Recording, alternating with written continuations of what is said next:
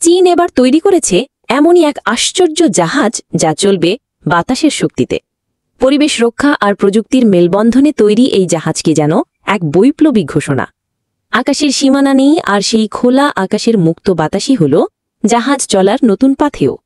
চীনের নির্মিত grand hat নামের জাহাজটি আধুনিক সময়ের পরিবেশ বান্ধব প্রযুক্তির অন্যতম বিস্ময়।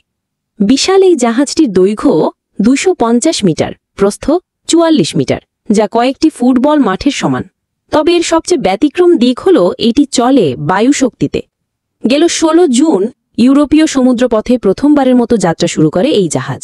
এটিতে রয়েছে 4 তলা বাড়ির সমান উচ্চতার 3টি স্বয়ংক্রিয় পাল, যার সমন্বিত দৈর্ঘ্য 40 মিটারের বেশি। জাহাজটির গতি ও দিক নিয়ন্ত্রণ করা যায় বাতাসের প্রবাহ অনুযায়ী। আর এই উইন্ড অ্যাসিস্টেড প্রোপালশন প্রযুক্তিকে বলা হচ্ছে আগামী দিনের সমুদ্র পরিবহনের বিপ্লব। এখন প্রশ্ন হচ্ছে, কিভাবে চলে এই জাহাজ এবং কেনই বা যুক্ত করা হয়েছে এই প্রযুক্তি?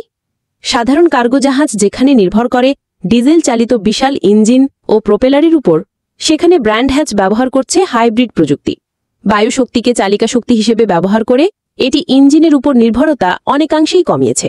ফলে কমেছে জ্বালানি খরচ, বেড়েছে গতিশীলতা। প্রচলিত কার্গো জাহাজগুলো যেখানে দিনে 50 টনেরও বেশি জ্বালানি পোড়ায়, সেখানে এই নতুন প্রযুক্তির জাহাজ দিনে অন্তত 14.5 টন জ্বালানি সাশ্রয় করতে সক্ষম হচ্ছে। এই প্রকল্পের ব্যয় কি পরিমাণ তা এখনও আনুষ্ঠানিকভাবে প্রকাশ করেনি চীন, তবে সামুদ্রিক প্রকৌশলীদের ধারণা এমন জাহাজ তৈরি করতে প্রায় 130 থেকে 150 মিলিয়ন মার্কিন ডলার বা বাংলাদেশি মুদ্রায় 1840 কোটি টাকারও বেশি খরচ হয়েছে। আর এর বিনিময়ে প্রতি বছর প্রায় 5000 টন কার্বন নিঃসরণ হ্রাস এবং জ্বালানি সাশ্রয় মিলবে লক্ষাধিক ডলারের সাশ্রয়। এটি শুধু ব্যয়ের দিক থেকেই নয়, পরিবেশগত দৃষ্টিকোণ থেকেও এক বিপ্লব।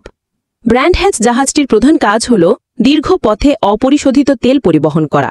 প্রতিটি যাত্রায় এটি প্রায় 8 লাখ ব্যারেল অপরিশোধিত তেল পরিবহন করতে সক্ষম। ভবিষ্যতে এর আদলে তৈরি আরও অনেক জাহাজ যুক্ত হবে আন্তর্জাতিক নৌপথে, যেখানে পরিবেশ রক্ষা হবে সর্বাগ্রে বিবেচ্য বিষয়। বিশ্ব যেখানে জলবায়ু পরিবর্তনের চাপে ধুঁকছে, সেখানে চীন বাতাসকে সঙ্গী করে দেখিয়ে দিল চাইলেই প্রকৃতির সাথে প্রযুক্তির বন্ধুত্ব করা যায়।